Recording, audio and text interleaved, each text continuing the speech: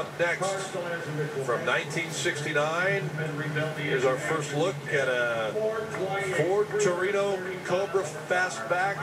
This one's got the top engine available in the day, a Super Cobra Jet Ram Air 428 with the drag pack even on this particular car. And what's even cooler about this car, guys, this is unrestored and less than 27,000 original miles. Steven, you're all over it. Well, it's unrestored to such a great extent you would swear that it was restored. I mean, this thing is incredibly clean, and there's so much to like about this particular car. First of all, you know, Ford went NASCAR in the late 60s, and the Torinos, they built a whole series of Torinos to do nothing but compete in NASCAR. This was nothing of the sort. This has the 428 Super Cobra Jet, putting out some 335 horsepower. It was made strictly for the drag strip. That's where this car really excelled. And of course, this was the last year that you could get this big, long, fastback styling. The following year of 1970 and 71, they completely redid the Ford Torino. So this is sort of the end of the line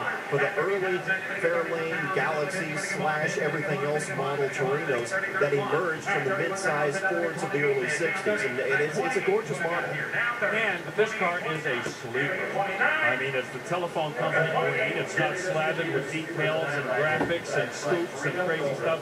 Just a Cobra Jet scoop on the hood is a tip-off. It's a big block car. It's a drag pack car. You never know that from looking at it from the outside. It's a 4-speed car. And it's a fast car. I mean, this car is spanky, but it looks pretty tame when you're standing looking at it sitting at the curb. You know, one thing we haven't talked about much, guys, is the horsepower ratings of this. It's rated 335 horsepower. This is probably one of the best examples of the muscle era of underrating the actual horsepower. This is a solid, honest 400 horsepower car all day long, but the manufacturers were really starting to play games. Reserve is off now on this car at $30,000, so it's going to sell. The 70 and 71s were even more difficult to come by in a lot of respects. There are fewer survivors as well. They sell for the mid-30s. That makes this a steal. $30,000. That's the final price. Let's take a listen.